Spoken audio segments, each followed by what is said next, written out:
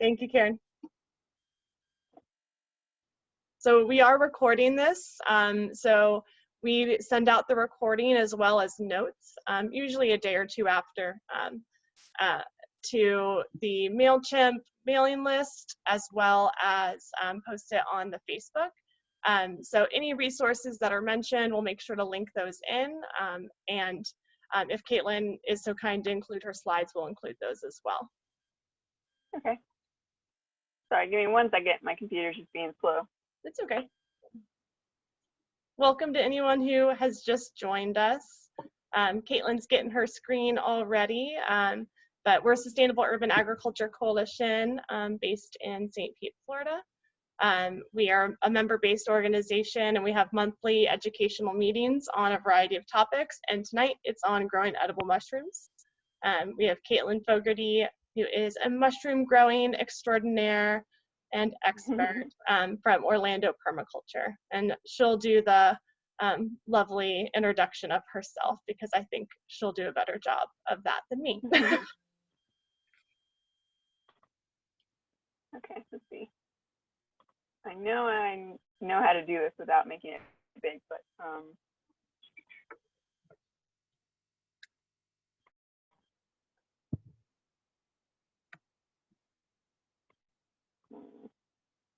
my internet is very slow currently. No worries. Yeah, so while I'm waiting for that, if anyone wants to give me a little feedback on how I'll sort of do the talk tonight. So the majority of it will be about growing mushrooms through this permaculture lens, but I also have a short bit that I can do at the end that's also about bioremediation, using fungi and mushrooms to clean up waterways or soil, these types of things. So if people are interested in that, go ahead and give me a yeah or type in the chat, and I'll do that at the end. And if not, we'll just save that time for more Q&A or more community time. Caitlin, can you do a little couple lines on what bioremediation and mushrooms means? I think I kind of understand it, but.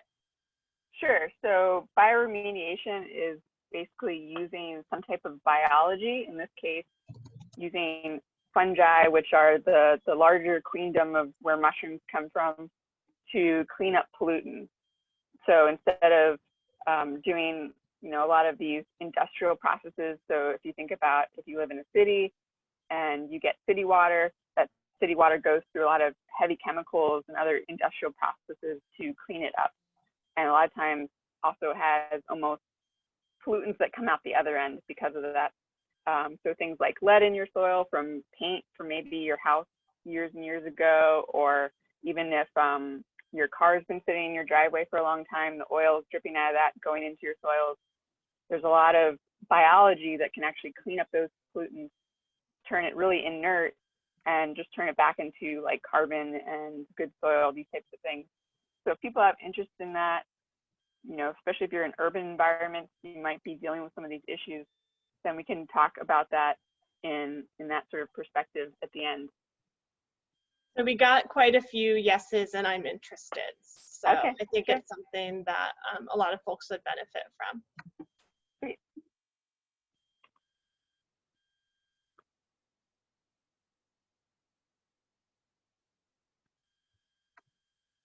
Okay, so you guys can see my screen now, it's big.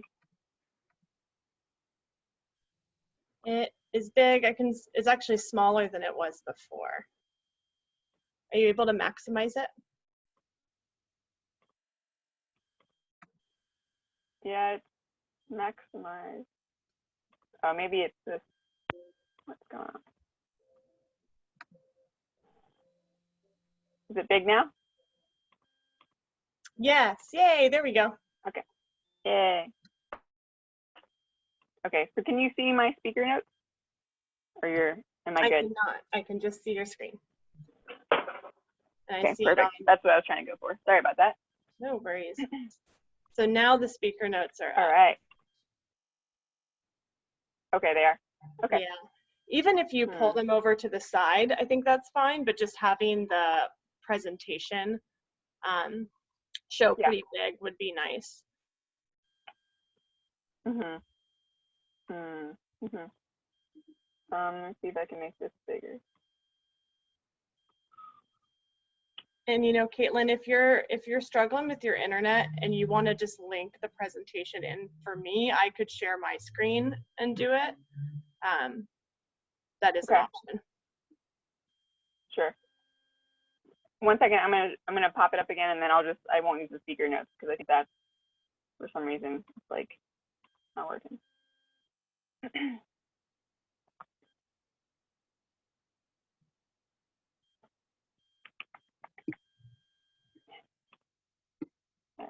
So come on.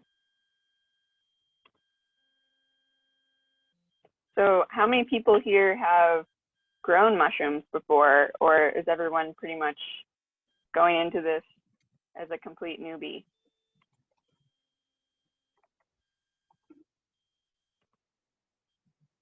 So I've grown oyster mushrooms out of bags that I did like a class to learn how to do and got to take home.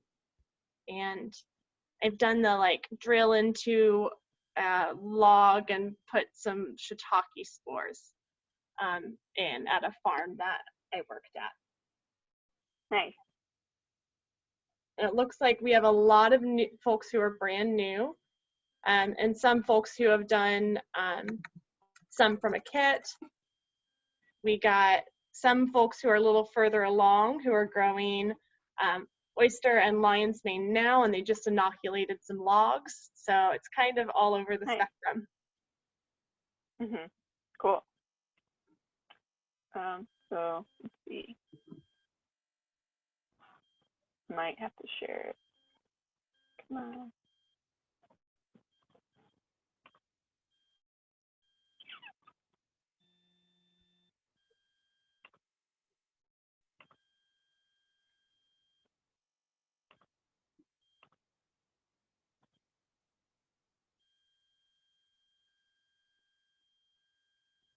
Yeah, I'm just gonna, can I share this with you, Heather? And Yeah, I think that might be the easiest. So if you just want to send me the link, you can even just put it in the chat, or if you can send it just right to me. I'll open it up and just say slide, and I'll I'll get through the slides. Thanks everyone for your patience. I know everyone understands the technical challenges that can come with transitioning to an online platform. So we appreciate you.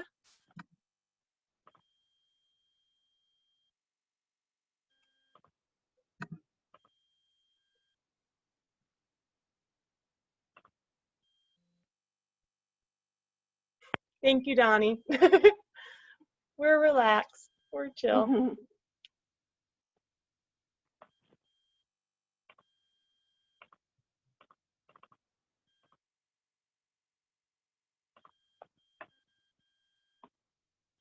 There we go. Thank you, Caitlin. And that should open. Cool.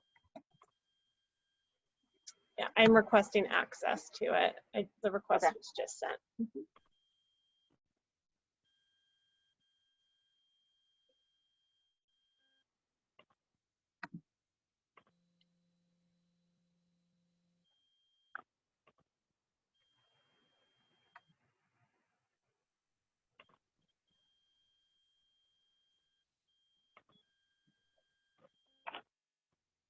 Let's see if my phone's faster.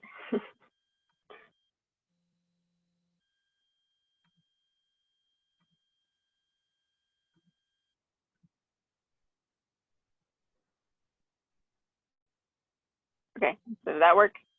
I think so. Awesome. Yeah, okay, cool. I'm gonna share my screen. Okay. And then I will share the presentation. Perfect, thank you.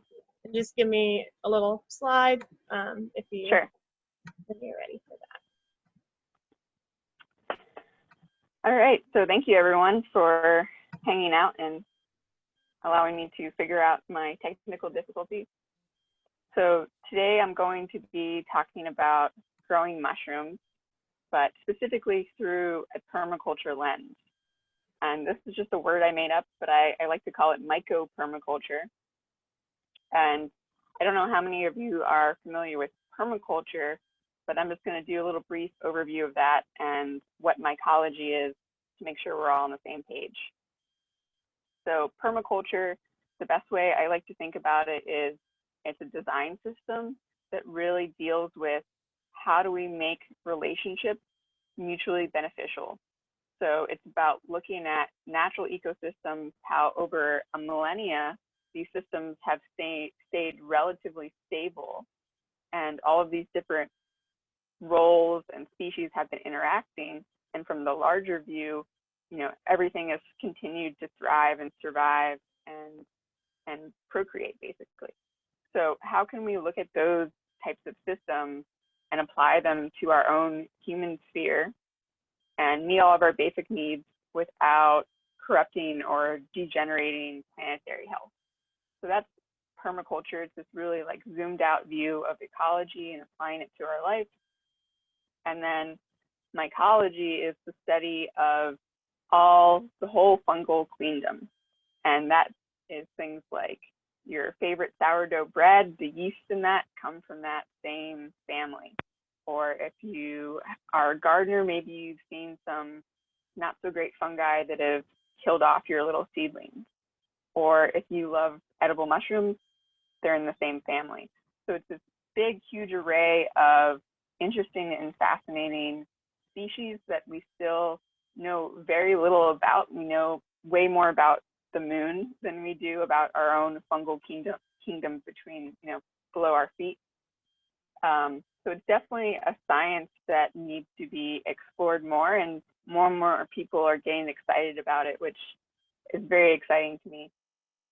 And then when we put these two together, so we put mycology and permaculture together, it's this idea of how can we create and grow systems that produce edible mushrooms or medicinal mushrooms or other mushroom products that, restores planetary health, that looks at this through an ecosystem style rather than growing mushrooms in a really highly intensive energy way and creating a lot of waste in the process, which is where a lot of our current mushrooms come from. They come from these factories.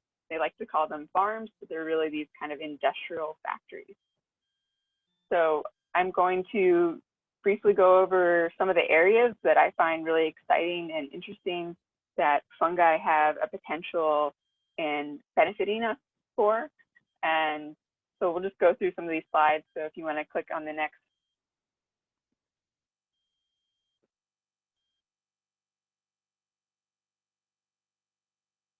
So are you able to click, Heather? Yeah, I think there might be a lag for you, but okay, the medicine sure. slide is up. Okay.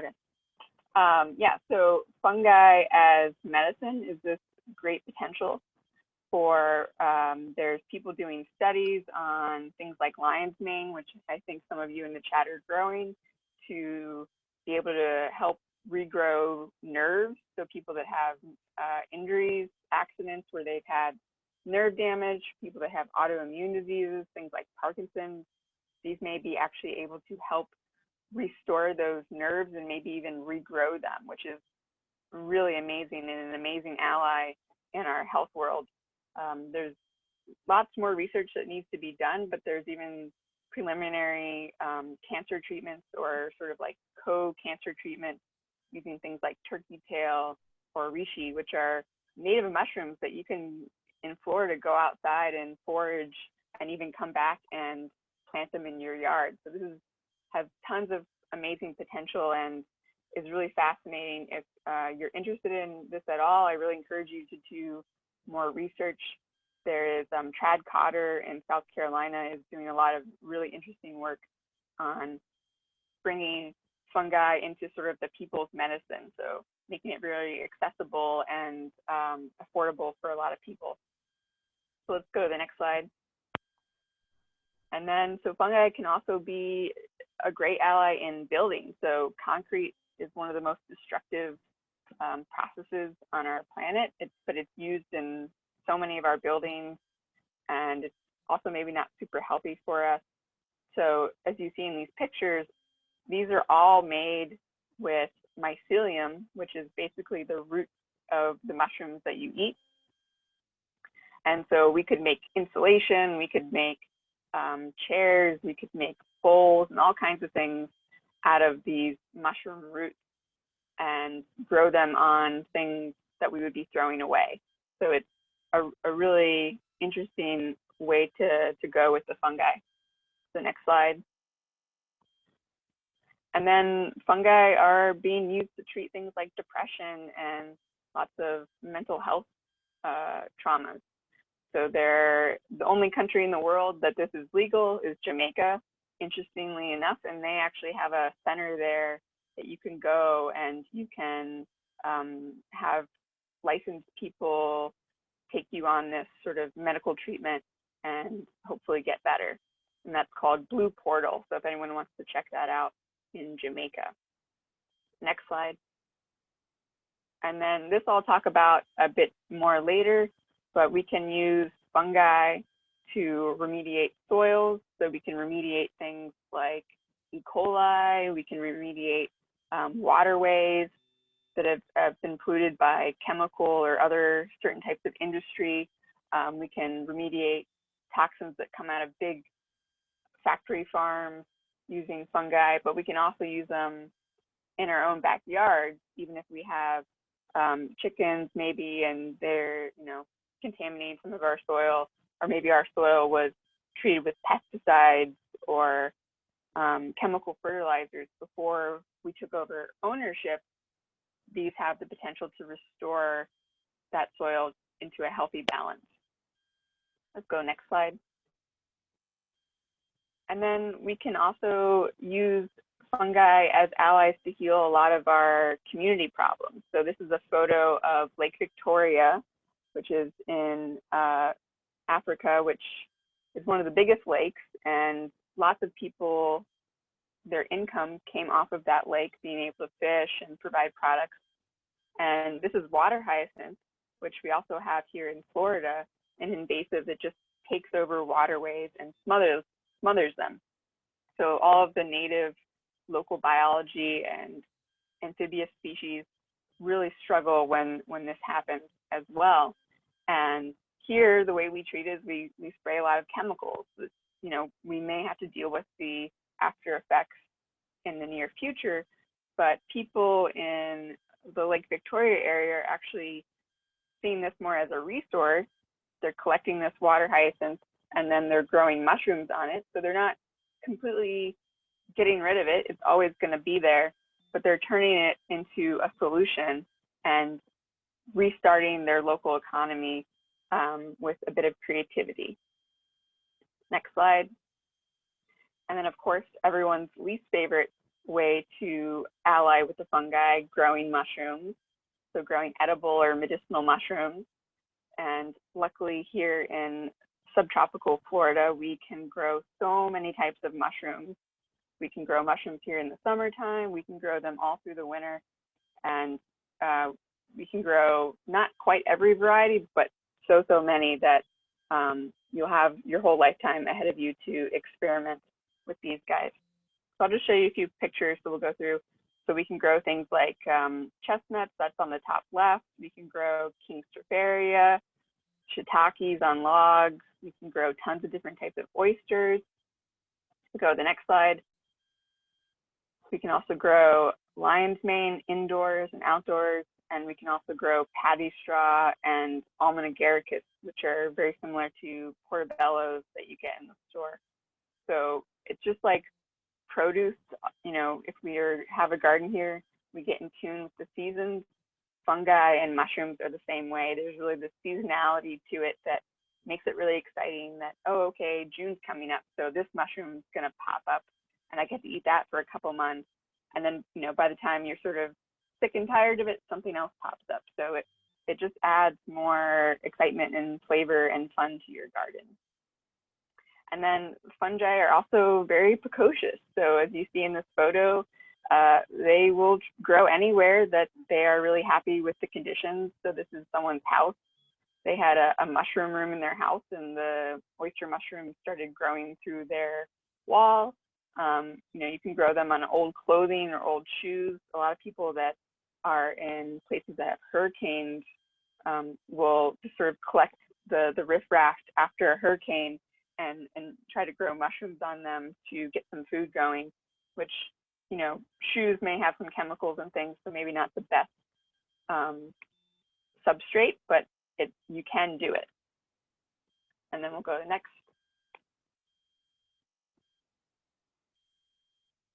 Yeah, so like I said earlier, we're going to be talking about mostly how do we grow mushrooms through a mycopermaculture or a permaculture lens. And, you know, this is really about considering what is the ecosystem that we exist in. So in our home or our homestead, what are the conditions? What type of ecosystem do we have? What types of factors and players, and how can we utilize them? So most mushrooms that you buy at the store, they use tons of plastic that gets thrown into the landfill. They use tons of energy and water and lots of electricity because they grow them in these very sterile environments, in these very expensive rooms, and, you know, then ship them to you.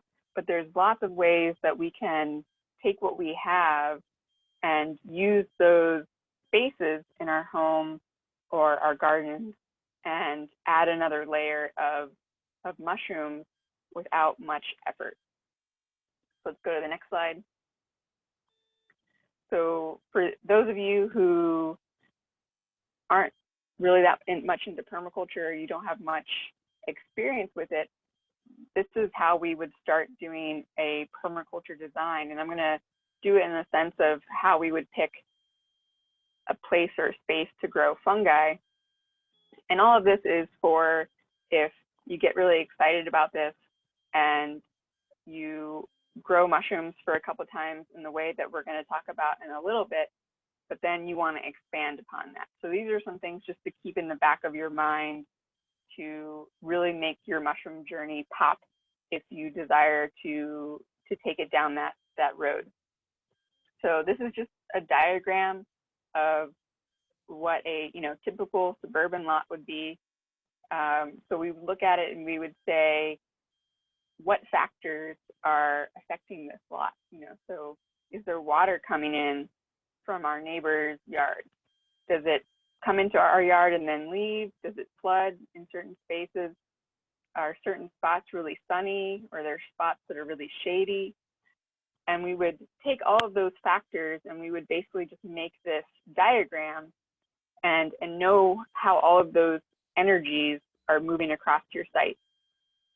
And from that, we would be able to say, okay, this spot over here, this is actually a really good mushroom growing spot because we know that this mushroom needs X, Y, and Z, and this space already has that, and we don't have to import water. We won't have to, import any type of structure to keep it shaded and those types of things.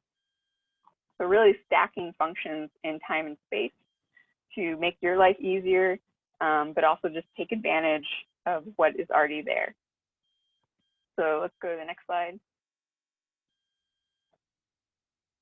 So then some things that you would want to be considering or taking notes on is, what types of parameters do the mushrooms that you love to eat, what types of things do they need? So most mushrooms are pretty similar to us. They like water and a bit of shade and a bit of sun and something to eat and certain temperatures. But if you want to go a bit further, you can look at wild mushrooms in your area. So here in Florida, we have wild oysters. So if you go out into the woods and you find those wild oysters and you're able to identify them 100%, think about where they're growing and what type of tree or what type of food are they eating? Where is that tree positioned to the sun? What other water, other things are around that. And that begins to give you a better understanding of how fungi grow in the wild. And you can bring that back and tweak your own space to meet those needs. And then fungi in your yard or mushrooms will grow very easily without a lot of input. And so that's what really this is all about. It's about observing and interacting and beginning to understand how mushrooms function in their native environment, and trying to emulate that, trying to emulate nature in your own yard, just like when you're growing vegetables. Right? You try to think about, what does my vegetable need, and create those parameters or those specific foods or other things. And then we'll go to the next slide. And then the last thing that we need to consider is, if we want to keep going down this journey, you know, once we start, we'll buy some type of spawn. This is spawn, so this is like the seeds of the mushroom. But we don't have to keep buying this every time we want to grow mushrooms. We can actually learn how mushrooms are propagated in the wild, which is what this graph here is. And we can emulate that in our own homes without having fancy laboratories or spending a lot of money. And so that's something to keep in the back of your mind, to revisit that if you want to keep going. Let's go to the next slide. And then today we're mostly going to talk about how do we grow mushrooms in a really low tech, really easy, really surefire way that you will get results the first time. And to get really comfortable doing it this way, do it, you know, a few times and have success before you move on to trying to plant that mushroom in your garden or do it more through a permaculture lens. So we'll go to the next one. And so we're going to grow oyster mushrooms, which are really reliable in a bucket. And all of these things, other than the spawn, you can potentially get for free. They're potentially waste products from your urban environment, so that's another plus. And I'm going to mention some things that we need to gather before we get started. So the first thing we need is some type of bucket. So that can be, you can get a lot of times from places like Publix. You can get free buckets, old icing buckets. You can probably get one that's maybe a little bit broken, but mostly intact, you know, from the side of the road. Just make sure they never had chemicals or other not so great things in them. Food grade is best, and clean them out really good.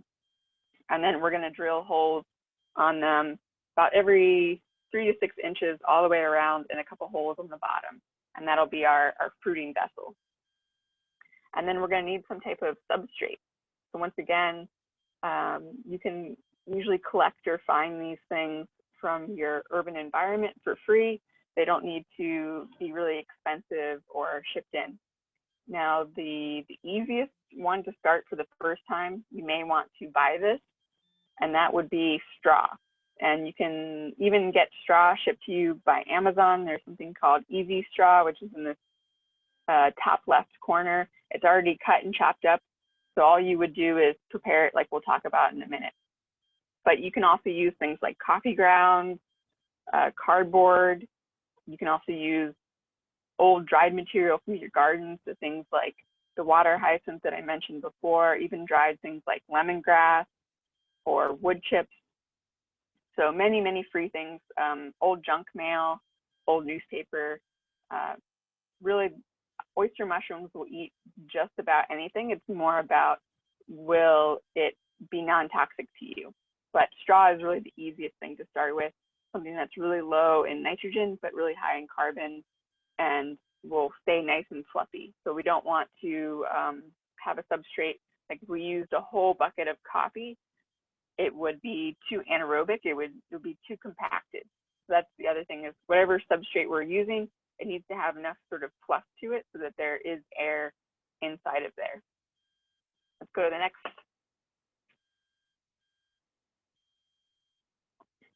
And then we are also going to need some type of spawn, like I said. So there are some local spawn makers in Florida. We have good friend Fungi John in sort of Orlando area. And then we also have another Orlando mushroom company, Nearby Naturals. They sell spawn for certain things. You can also go online and order spawn, but you'll need some type of spawn and of oysters. There's all different varieties depending on the time of year. You can get different sort of cultivars. So some will grow really well in the summer, like we have yellow or pink oysters. Blue and white ones grow more in the winter here. So you just have to pick the variety that suits your season or temperatures. And then we also need to make sure we have a really good clean work surface area, clean clothes, you know, take a shower before you start, and then some type of alcohol, or even if you can't find alcohol, just making sure you're cleaning everything really good with soap and water and just doing your best. And we'll go to the next. And then we're going to need some space to fruit this in. So these are all sort of made structures. You could also do this in a shady spot in your backyard if it's the right temperature. And say you have maybe a little pond, or you have a space that has really high humidity. Anything like that can be perfect for this. So this fruiting space, its main objective is to still keep enough oxygen around your bucket, but it also needs to have really high humidity, which is why we have these bags draped over the bucket. Or even on the right, this is an old like greenhouse to start seeds, and that's actually getting oxygen and water pumped into it with a little dehumidifier kind of rigged up. So there's many things you can do, but really basic, you could just have a plastic bag over it with some type of curtain or thing on the top to kind of hold it up. And then we'll go to the next. We can go to the next, the old one. And so how we're going to do this, really low tech.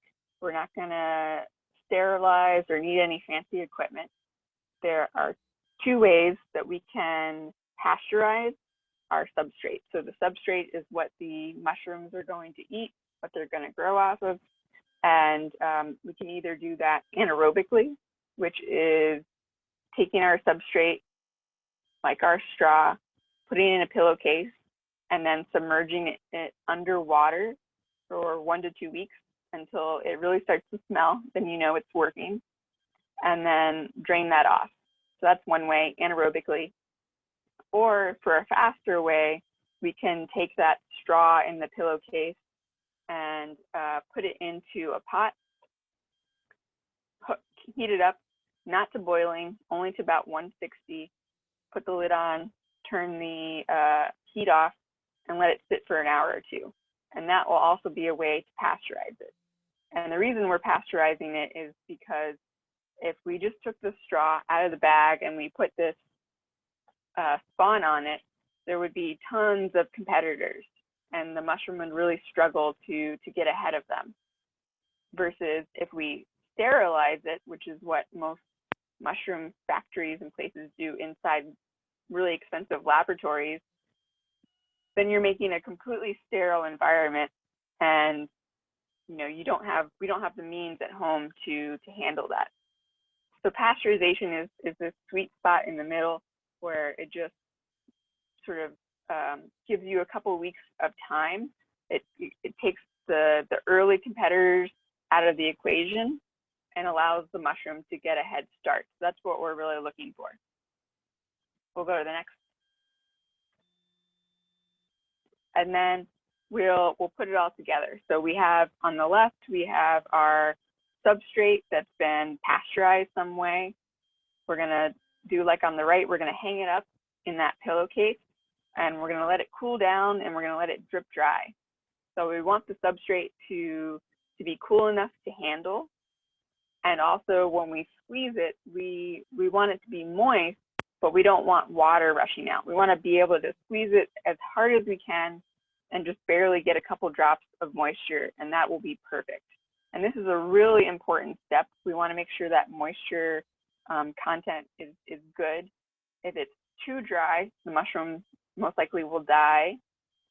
Or if it's too wet, it'll cause like a funky anaerobic bacteria to grow, and you'll have to compost it.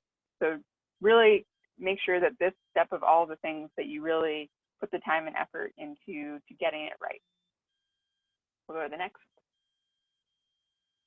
And then once our substrate is the right moisture content, once it's cooled off, we will put it out on a table, and we'll take that spawn again that we bought, we'll break it up, and we'll mix it all throughout there and just make a really nice mix of everything.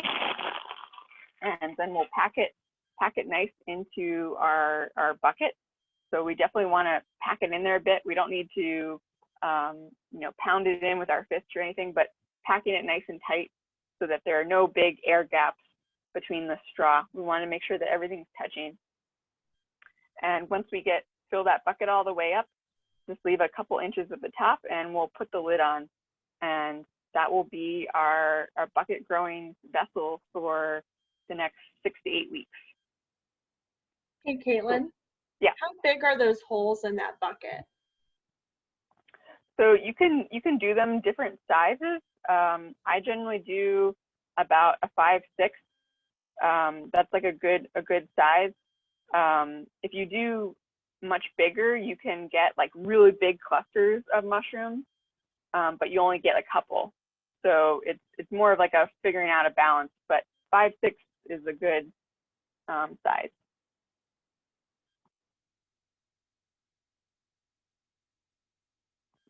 And so then we will take that bucket that you know, has our substrate and our spawn in it. We'll find a nice shady space, so whether that's in our house or in our backyard, and completely out of the sun, we'll cover it with a tarp or plastic bag or something like that, so that the moisture stays nice and high. And we'll leave it for 2 weeks. It'll do its own thing. And when we come back in 2 weeks, we'll wash our hands really good, and we'll open the lid to check to see how things are going. And so if things are going really good, it'll look like the picture on the left. And those little white fuzzies, those are the mycelium, the roots of the fungi. They're starting to run through all of our yummy straw and eat it and turn it into food for them. And then if we see anything on like that's on the right, so if we see any mold that's blue or green or pink, we'll want to carefully scrape that out with, you know, whatever utensil you want, and compost it or throw it away. And if it's really just a whole mat of that, we'll want to go ahead and throw that bucket away and start again. But usually with oyster mushrooms, as long as you're keeping your hands clean and you have that right moisture content, most people have a really, really good success, which is why I'm advising you guys to start with it. Let's go to the next. And then the final thing we need to do is, once that white fuzziness, that mycelium, has run through the whole bucket, and the way we'll be able to tell is when we lift the lid, it'll be all the way across the top, and we'll look down on the holes of the bucket, and we'll see the white fuzzy. But once we see that it's completely myceliated all the way through, we know it's going to fruit. It's time to fruit it. So then we'll take it back to our fruiting chamber. So whether that's just, you know, a plastic bag draped over it, or in a shady spot next to a pond, and we may even come with a misting bottle and mist around it a couple times a day, then we'll start to get fruiting. And the key with making sure that you get mushrooms all the way to full size is really keeping that humidity high. So in order for them to fruit, they like about 80% humidity, which is humidity that you can feel. You know, it's like walking out into a jungle. It's that high humidity. So wherever you have it, make sure you think about really keeping that humidity high, and it'll fruit really well for you. And let's go to the next slide. And check your mushrooms daily or twice a day. They grow really fast. So you may have, like on this left, we call this a pin. So that's just a little baby mushroom starting out. And then within a day or a couple days, depending on the temperature, they'll be all full size, like on the right. So really don't forget about them, because you'll go out and if a couple of days you don't check on them, they'll be past where you want to eat them. So interact with your mushrooms daily, put it somewhere that you're going to walk by quite frequently, so that you can enjoy all of this goodness. And let's go to the next. So I will be doing a Q&A at the end. We're going to kind of switch gears and talk a little bit about bioremediation for a few minutes. So any questions you have about that process, growing edible mushrooms or growing them in a bucket, we'll do at the end. So this is just a silly photo, you know, people in bubbles, which with COVID right now, many of us maybe feel this way, but there seems always to be, right, new things coming out that are potentially dangerous or pathogens, or, you know, the drugs we're using to treat our infections are becoming not so great. We're getting antibiotic resistant bugs and viruses and all these things. And it can feel like we just have to keep inventing more and more chemicals to deal with our industrial problems. But it actually turns out that biology, if we listen and learn from it, has a lot to offer. And so we'll go to the next slide. And so this is a whole realm of bioremediation, which is, you know, remediating, taking out toxins or pollutants from the environment using biological processes. But in this case, we're going to specifically use fungi to do that. And so whether that's things like E. coli in your water or in your soil, even things like heavy metals, we don't quite bioremediate them, but we can use fungi to help the situation. And even things like hydrocarbons, so oil spills, right? We've all seen that so much here in Florida. Fungi can be allies in cleaning this up and really saving our butts. Let's go to the next. So I just always like to show this slide because I think it's important that we realize a lot of this work that we need to do is a mental shift. So here on the left, we have, this is the DuPont slogan of the 1950s here in America, which was better living through chemistry. And so it was always just that we're going to reduce, you know, do reductionist science and get down to where we can make more chemistry benefit our life. But when we start to look at it from a broader perspective, we see that we're always kind of playing catch up in that we're creating more chemicals to deal with chemical pollutants, and a lot of these things like endocrine disruptors and a lot of our really nasty pathogens that are in water and things in cities, we're really not handling them super well. So, but if we turn to better chemistry through living organisms, we actually start to see that we can regenerate our systems, we can regenerate our water, we can regenerate our soils, and all live happier and healthier. Let's go to the next. So these are just a couple of spheres that we can use microremediation, so we can use fungi to clean up toxins. And so we have both chemical, biological, and industrial.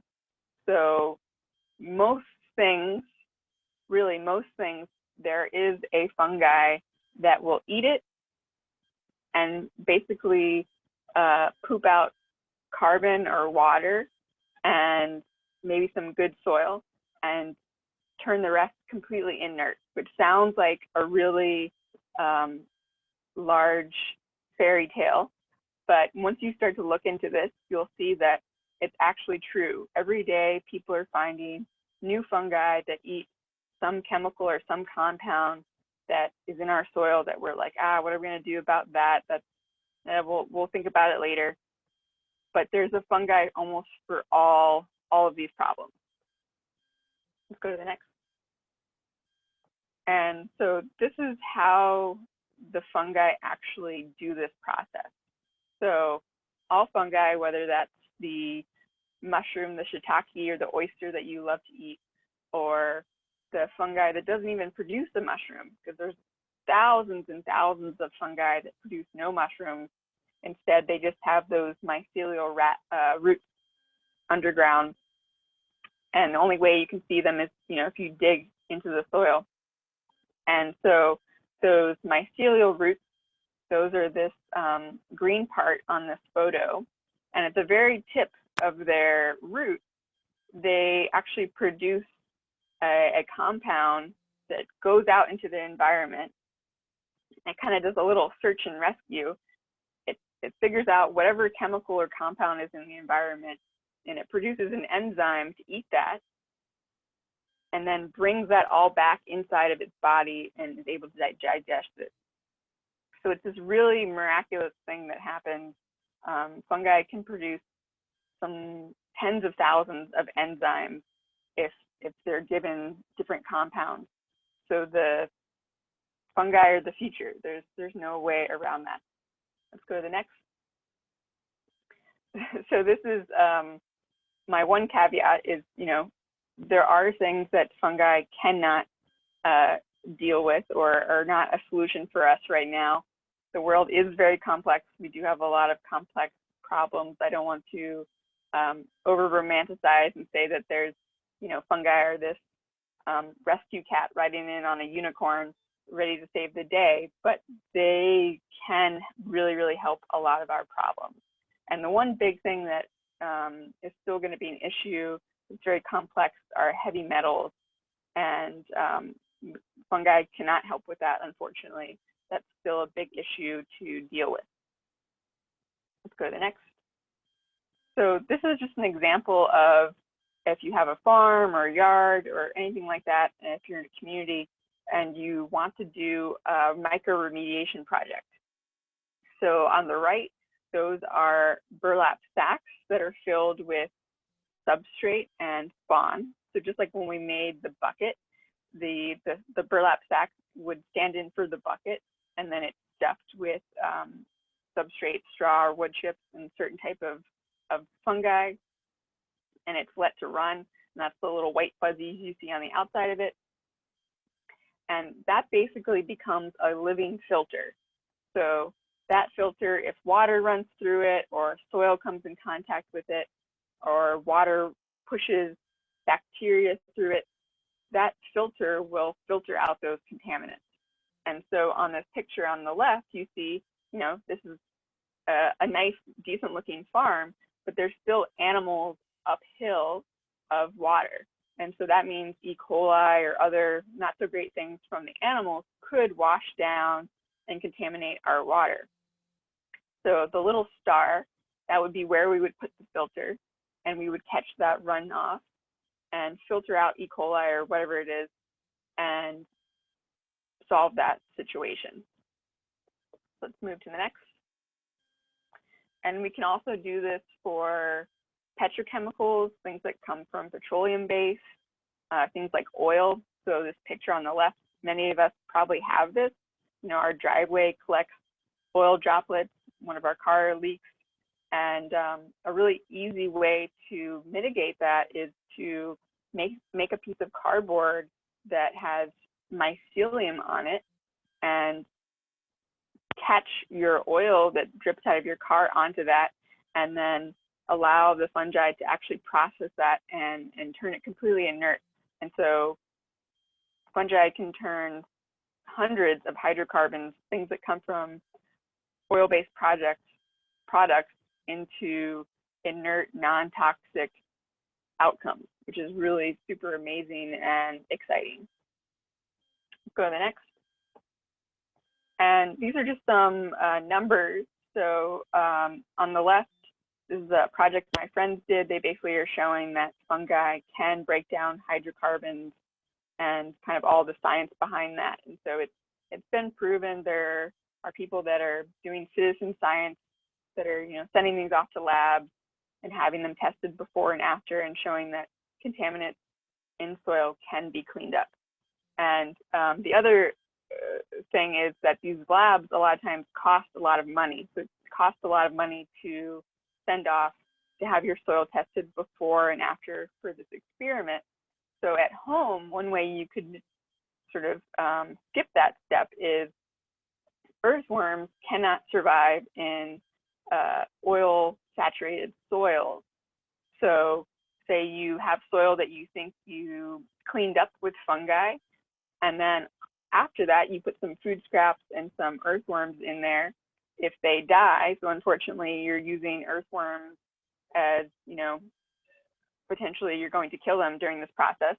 But if they survive, then you know that your soil has been remediated. And so that would be a really low cost way to skip sending off your soil to a lab. I'll go to the next. And so you can find me at Orlando Permaculture. We have a Facebook or Instagram. I also have my personal Instagram on there, which I post a lot of stuff about mushrooms, and totally open to, I know I covered a lot of things, but totally open to any questions or sticking around for the next half hour or so to talk more about fungi. Okay, we did have a number of questions in the chat room, and one of them you've already, well, first of all, where are my manners? Thank you very much for a very interesting presentation. I've learned a lot that I didn't know before, and I really enjoyed it. Good. So we have a bunch of questions here. You were already talking about the size of the holes in the buckets, and you said 5 to 6 wide. Are we talking about 5/6 of an inch, or? Yeah, sorry, 5/6 of an inch, like a bit size. So, you know, when you look at your bit size on your drill, you're going to have usually 7/8, 5/6. So 5/6 is a good size. Okay. So could you also be using pine needles instead of straw? Yeah, so that gets into the parameters of what your mushroom eats. So a kind of general rule, and you know, general rules are made to be broken, but general rules are conifers, so things like pine or anything that you might call aromatic wood. Those are going to be much harder to grow mushrooms on than non-aromatic wood. So things like oak leaves, hickory, pecan, things that would be present here in Florida. Mm-hmm. Okay, thank you. And then we have a couple of chat box entries that we're wondering, because they have heard that cardboards have toxins and chemicals in them in general. So can it still be used, or is it unsafe? So you can find cardboard that doesn't have some of those toxins and things. It's probably much harder to find. You know, like I said, if you're really concerned about it, then you may just want to skip that. Or you could also look into, you know, what are the things that are being used in the cardboard, because it's potential, you know, the mushrooms might actually be eating that and turning it inert. So it just depends on, I'm not super familiar with what the chemicals are in cardboard, but if it's something like glue, or really on the scale of chemical items, like glue is going to be on the sort of less harmful side. So something like that, the mushrooms most likely would just eat, and you would only be getting the byproducts. You wouldn't be getting the toxin anymore. And then you've already spoken that mushrooms do well in darker conditions, because somebody asked about lighting conditions. So they do better in the shade. So most mushrooms want to be in part shade, you know, to shade. No mushrooms want to be in complete darkness. So don't think that. But most mushrooms want to be in, thinking of, you know, like a forest floor environment where there's dappled light or dappled shade. There are a few exceptions to that. So things like Kingstropharia will grow in much sunnier place. So those will actually grow right alongside your vegetables in your vegetable garden. But most mushrooms want dappled light. Okay, great, thank you. Mhm. So, and I think you did say that, but I think that somebody misunderstood it. So one of the questions were so you can use non-food grade buckets to grow mushrooms and veggies? So food grade is definitely the best. It depends on, what was in there otherwise. I wouldn't use buckets that had really heavy duty industrial chemicals, but, if a bucket maybe had like shampoo or something like that in it and you wanted to really wash it out and that was all you had available, most likely you're probably not going to be getting much of that residue, so you would be good. Mm-hmm. Okay. And then somebody asked about mycelium in our sandy soil. Can we use mushrooms to, no, I guess. To build soil? Is that what they're asking? I am not sure. That's all they wrote. What about mycelium in our sandy soil? Yeah, I'm not sure. So if they're asking, can you grow mushrooms in our soil here? Generally, most edible mushrooms that we like to eat grow on some type of carbon material. So think of, a tree branch or a log or wood chips or straw, something like that. So if you had a bed in the ground of those materials, you could grow mushrooms. That's a little more advanced, so I didn't go over that today. But trying to grow mushrooms just right in the soil, especially our soil here in Florida, would be much more difficult. There's not even there's really not a native mushroom here that's super yummy that does that. So Okay. yeah. It's kind of hard to grow anything in our soil unless it's kaya. How hard is it to grow lion's mane? Lion's mane is a little more advanced in Florida simply because we don't have a lot of cold.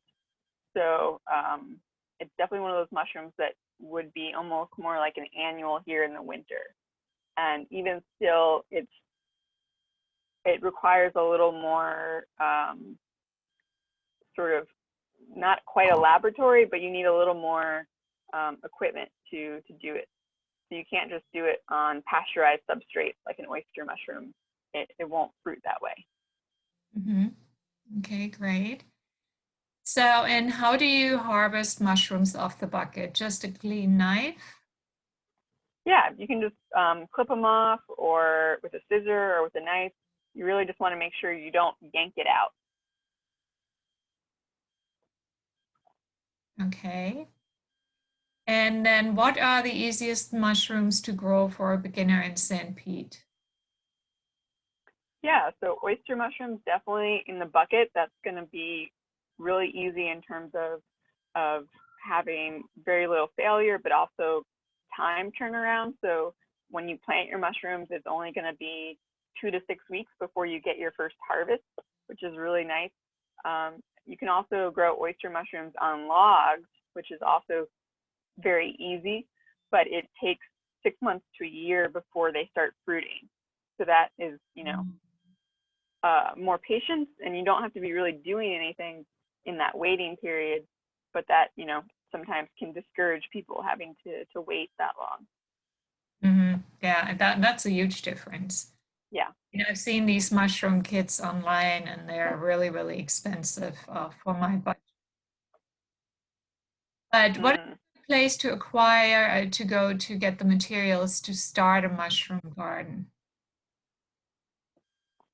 So, once again, I'd recommend doing them in the buckets first, like I talked about, really doing that half a dozen times or so and really getting the feel of it. And so most of those materials you can get for free in maybe your local area. If you have to buy them, you can buy straw locally at a feed store. You could buy a bucket at like Ace or Home Depot. You could buy the spawn online. Usually most places in Florida don't have a local spawn maker. So buying those online from Field and Forest or some other places. There's many that are really great in the United States, so I can link those or give them to you guys so you can post them. Oh, that would be great. That would be great. So let me see. There are plenty of questions coming in here. I just want to make sure that I have for later. So can you grow different mushrooms in the same bucket? No, only one type. Okay. So what type of mushrooms are best for depression? And can we grow them the same as the oyster mushrooms? For depression? Yeah. So that's when we start to get into sort of, you know, what most people consider the psychedelic mushrooms. So most countries in the world, they're illegal to grow or forage. We do have native ones that have some of those properties. So that's, you know, something to think about, but it is technically illegal to harvest them. Jamaica is the only place where right now you can go and you can have a you know, medical professional guide you on a treatment using those fungi to help heal trauma or depression. I'm hoping there's some states out west that are maybe looking into legalizing them for medical treatment, just like marijuana. So we'll see in the coming years, there might be a whole new wave of legalization. But until then, you know, you're on your own kind of thing, unfortunately. Okay, thank you. Where would you go to learn more how to become a mushroom farmer? Any great learning courses or YouTube videos you are familiar with? I'm not, you know, it depends where you are. If you're in Florida, I'm not sure that you could go and visit any of the farms because they tend to be very sterile environments, plus with COVID. But we do have some farms in Orlando. We have one in Tallahassee. There may even be one near Tampa I'm not familiar with. So there are definitely people to reach out to, and I can put that as well in the links, who may or may not be open to you know, showing you guys around if you're interested in that. But it definitely usually, in terms of doing it as a farm scale, it takes usually a lot of money up front. So I would really recommend people playing around with these like low tech ways and getting that dialed in before you try to jump full into you know, doing it as a livelihood. Okay. So we have somebody in the chat who says, if you look all in the chat, there is somebody at Dorksville Farm in the Ocala area, or Okay. was getting up that way. Mm-hmm. So how many holes would you drill in a 5-gallon bucket for oyster mushrooms? How many holes? So you would drill a hole, you kind of make like a diamond pattern. So you do holes every, you know, like 5-6 inches all the way around the outside, and then you just drill a couple holes in the bottom. I'm not sure how many that would be, but you know, it doesn't need to be like super precise, but space them out every 6 inches all the way around the outside, and then do 2 or 3 on the bottom for drainage, and then you'll be good. Okay. So somebody recently read online that you can place mushrooms on clean paper, let them dry, and let me see. Having multiple stuff on your screen is not that easy. Will drop their spores, which you can then use to grow mushrooms. Is that true?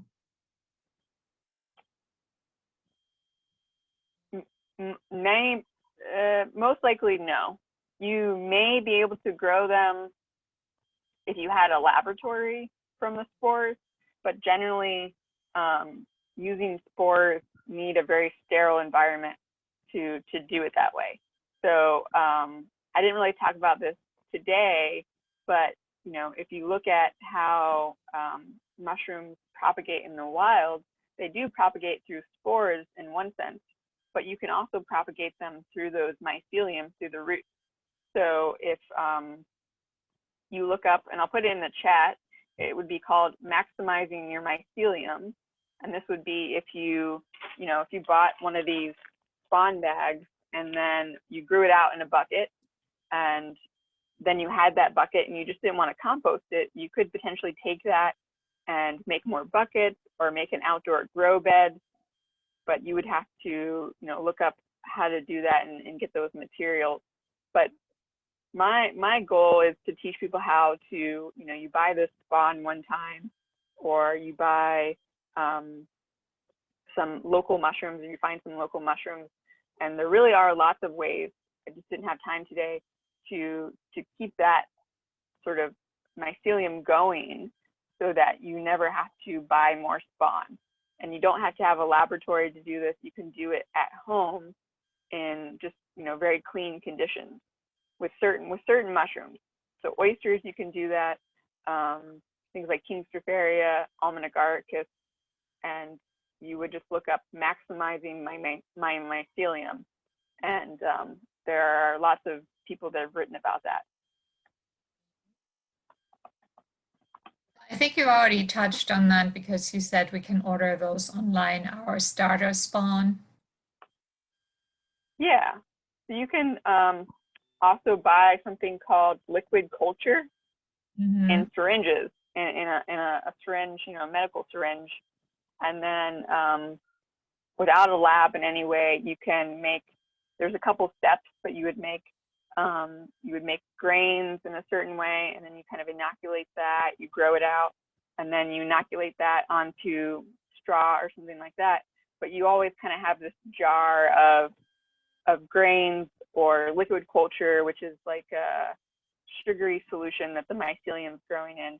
And you have that, like, just like you would save your seeds, like every year you would keep some of that aside and not plant it, and then you could have that for decades without buying new spawn. Okay. Is there any specific place in Pinellas you're familiar with where we can buy that, or? The liquid culture is definitely, you know, it's a little more advanced, but you would want to buy that online from a reputable source. So I'll put some in the chat, places you can do that. Okay. So are there wild crafting classes for collecting edible fungi that you could recommend? So wild mushrooms in Florida, at least, a lot of the ones that are really easy to cultivate, or we know how to cultivate them really well, right now there's not a ton. So most of the mushrooms that are really easy to cultivate that you could find in the wild in Florida we have Florida oysters. Those are really easy. We also have things like turkey tail and reishi, which are very medicinal. Those are all easy to cultivate. But beyond that, the other edible ones we have are harder because they aren't, they're not mushrooms that eat woody material. Instead, they're mushrooms that have this symbiotic relationship with trees. It's called mycorrhizal, and they're tricky, and we haven't figured out how to grow all of them at home as of yet. So that's, you know, something to consider. But of course, going on you know, wildcrafting, foraging mushroom walks could teach you how to pick wild edible mushrooms, not necessarily grow them, but could teach you to pick them. And my good friend Fungi John leads lots of classes in Central Florida. With COVID, they've kind of been on pause, but I'll put his name in the chat. That would be great. Thank you. So, and then I have another question. When misting, do you spray all the holes and the top of the bucket? Yeah, just the holes. You don't need to spray the top because there's, you know, a lid on the top. But definitely all of the holes, and especially when the mushrooms come out, if they start really small, like you see a little pin of mushrooms, but they fall off, that usually is a sign that they didn't have enough moisture. So you want to have that really high humidity, 80% humidity or so, and that will look like water droplets on the bag that you have draped over it, or you'll be able to feel it if it's just in an environment that has that high humidity. So definitely keeping that super high is very important. Okay. And then we just had another one coming in. How difficult is it to grow reishi? Is that how you pronounce it? Mm-hmm. Is it the Yeah. same process as oyster, or is it significantly more complex? It's more complex. Doesn't mean you can't try if that's something that you really want to do.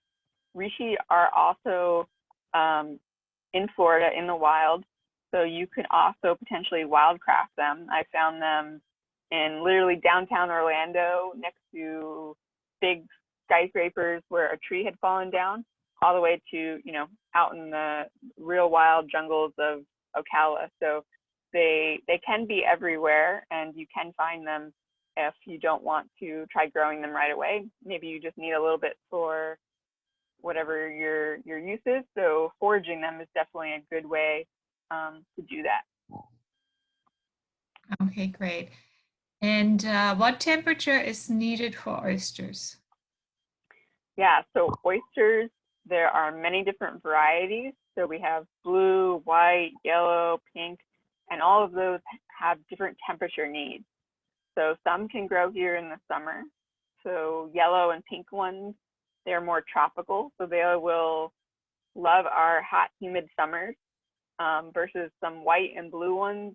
Those really like it when the temperatures start to cool off. So October, November through April here would be when they would fruit.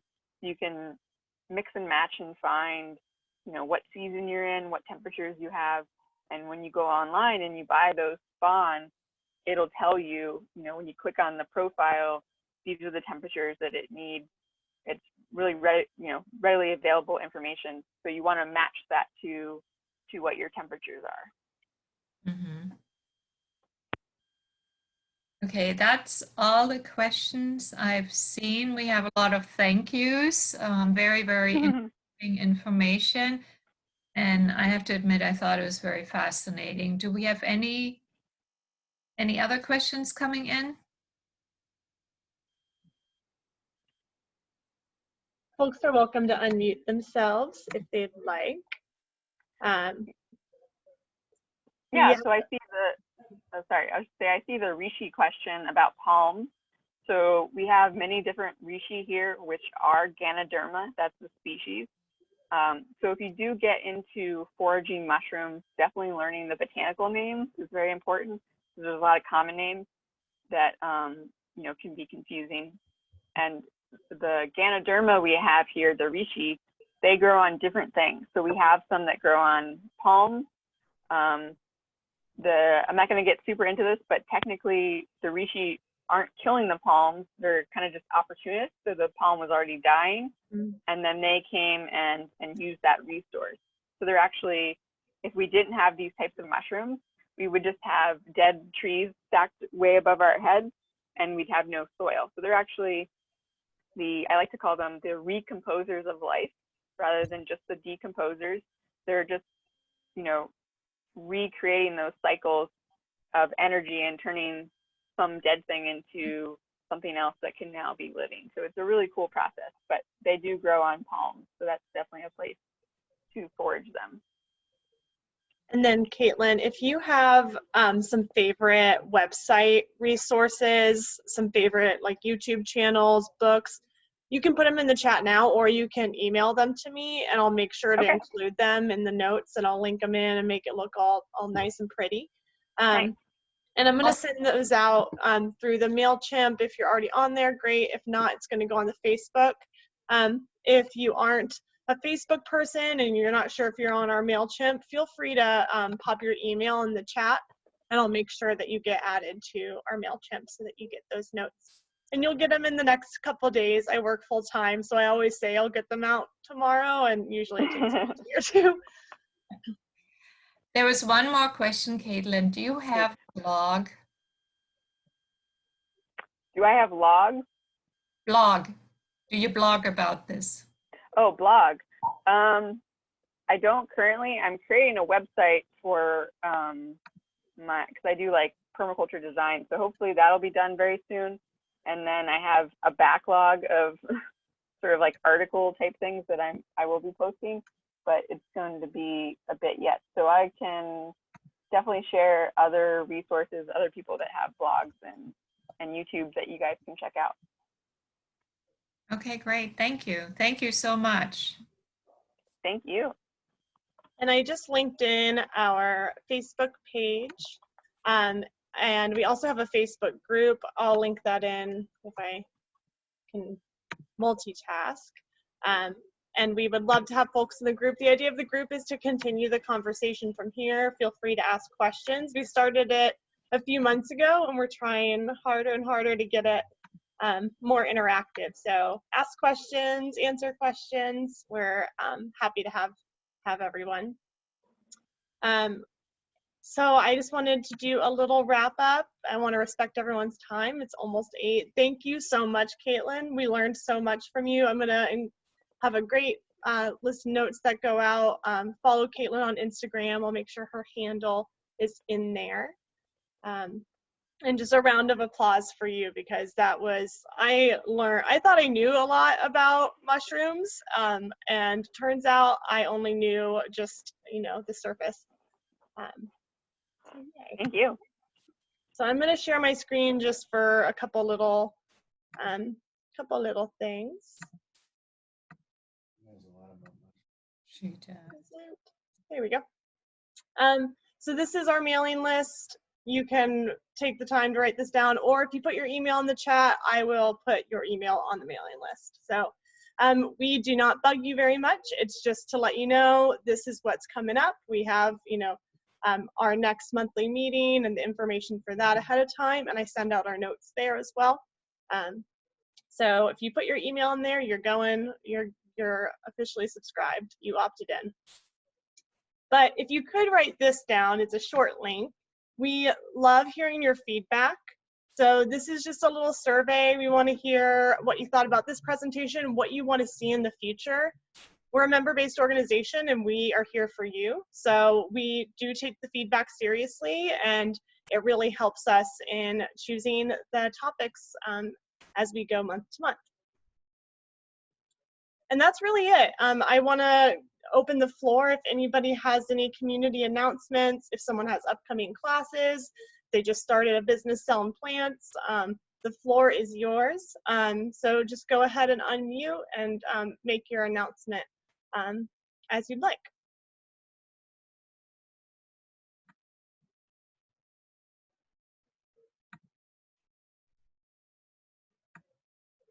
I have a question here. This is Karen. So there is a Sustainable Urban Agriculture Coalition group, and then there's the Facebook page. What's the difference? That's a great question. So the Facebook page is not meant to be interactive, just in the nature of how Facebook pages are. We can post out on there.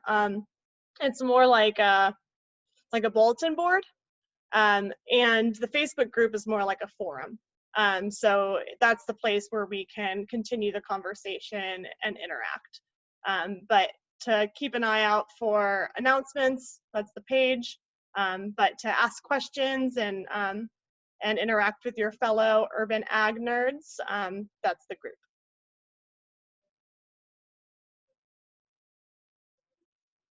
Great question.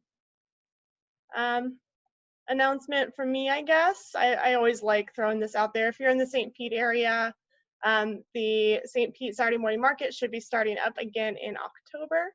And the online market is always open. I work for a program that doubles SNAP EBT for Florida grown produce, and you can do that at both of those outlets.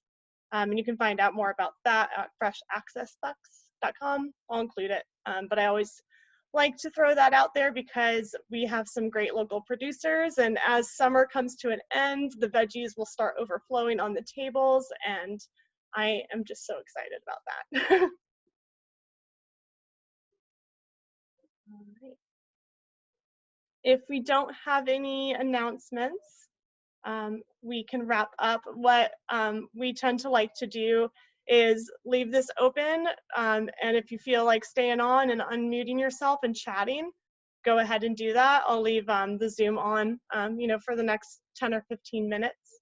But otherwise, thank you, Caitlin. We appreciate you so much. And I look forward to getting the notes out to everyone so they can continue their journey towards becoming a mushroom grower. We have a question from Lewis, where he can learn more about gardening locally in St. Pete.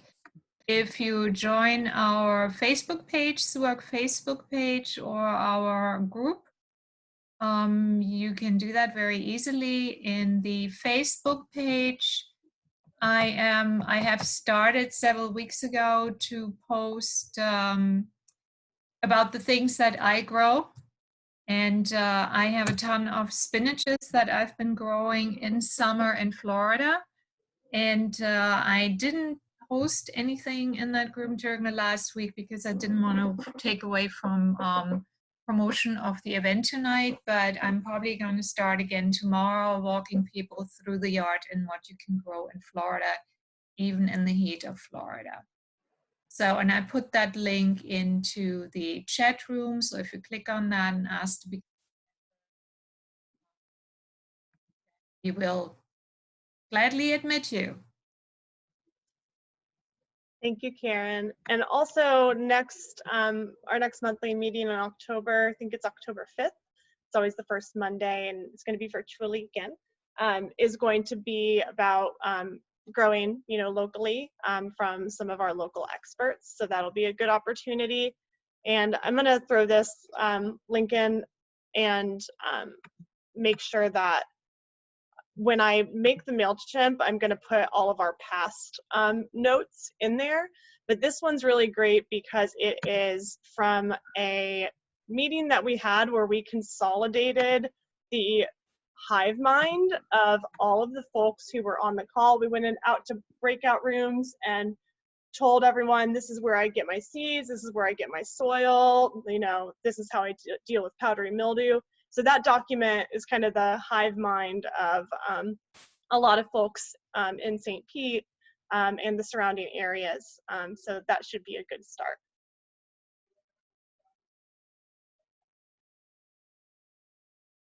Oh, that's a great question, Sarah. And that's a question for Caitlin, because I would probably poison you if I answered that question. Sarah says, I think I have some turkey tail on a log in my backyard. Any advice on how to positively identify with certainty? Do you have some favorite books or websites for making sure IDing? You're actually on mute, Caitlin. On mute, I see that, thanks.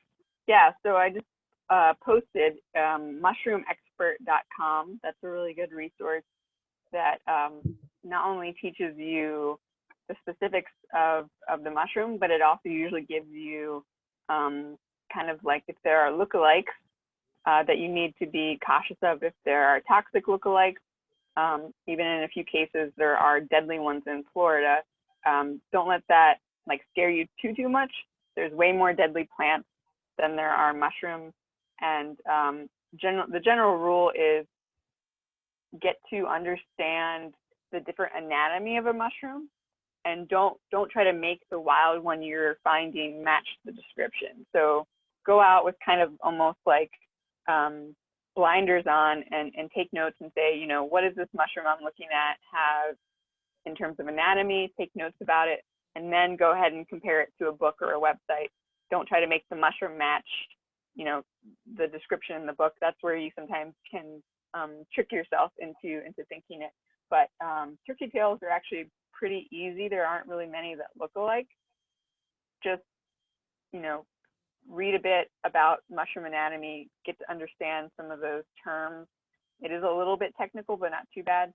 And then you'll be ready to jump on it, because there are many really easy to identify mushrooms in Florida that are wild, that are edible and medicinal, that don't have too many that look like them. So it makes it really easy to get into it.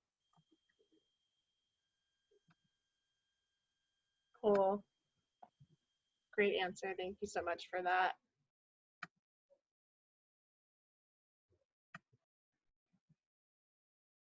All right. Well, I hope everyone has a good evening.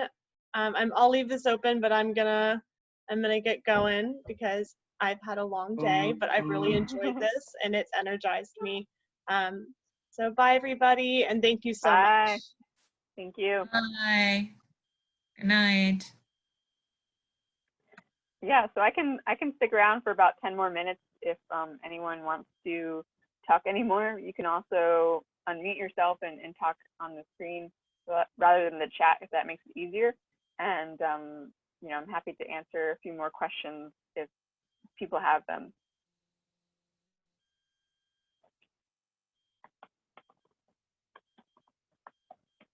Yeah, hi, my name's Donnie. Thank you so much, Catlin, for your presentation. It was really, really good. Thank you. Yeah.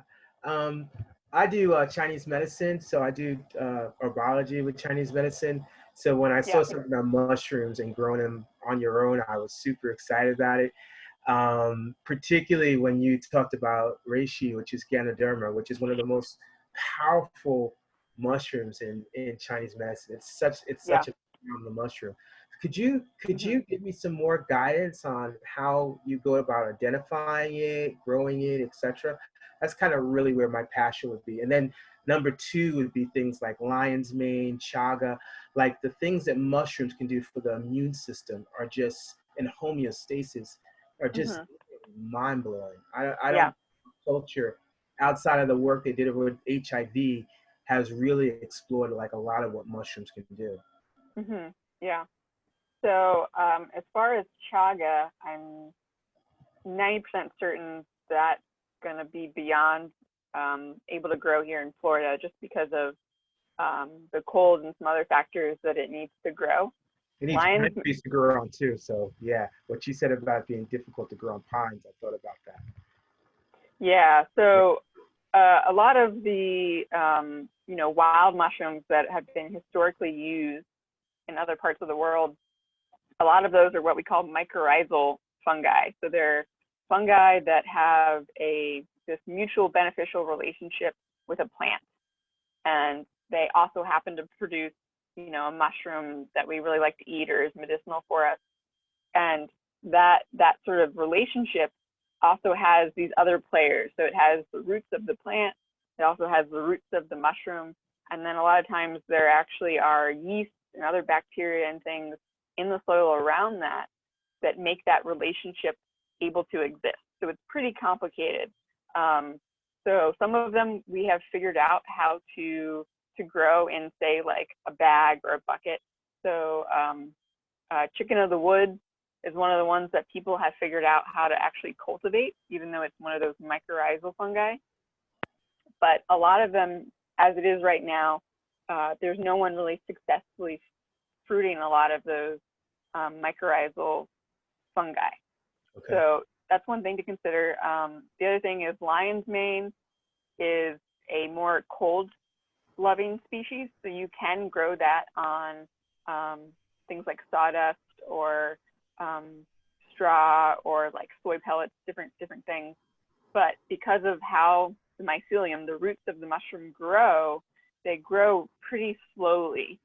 Okay. And they're not very good at defending themselves against competitors that we would have in this like bucket environment. So almost all people that have been successful so far, but maybe you'll be the person to figure it out, have to grow them in sterile bags.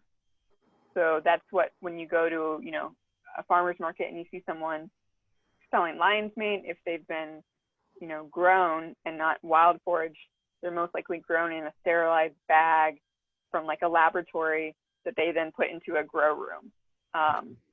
Unless you're up north. If you're up north, you can wild forage them, really like southern Georgia, a little bit of North Florida north, or you could even grow them on logs outside, but it really needs that cold. You know what I'll do? I have a house. My mother lives in New York, so I'll probably grow it in New York because they get lovely cold weather. That's what I'll probably do. I'll probably grow it. They have a whole spot in the backyard. They wouldn't care. So nice. yeah. So thank you so much. I really appreciate you making the time and taking the effort to share with us. Thank you. Thank you. Yeah, so anyone else have any final thoughts, questions?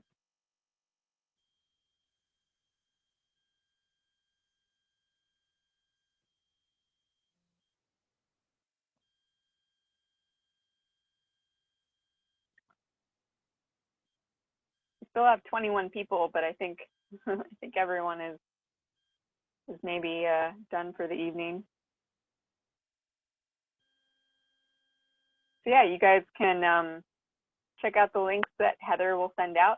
I do have some sort of like mini articles on my Instagram about growing mushrooms low tech. You can also send me a message there, or look forward to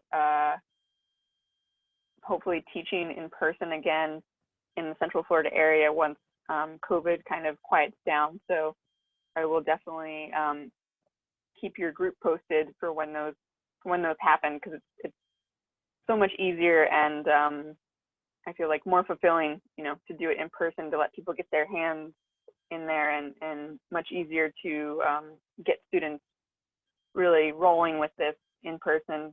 As far as soy pellets, finding organic ones, they do exist. I don't off the top of my head know where to buy them, but I know lots of people in Florida who grow on organic soy pellets. So you just would have to Google that.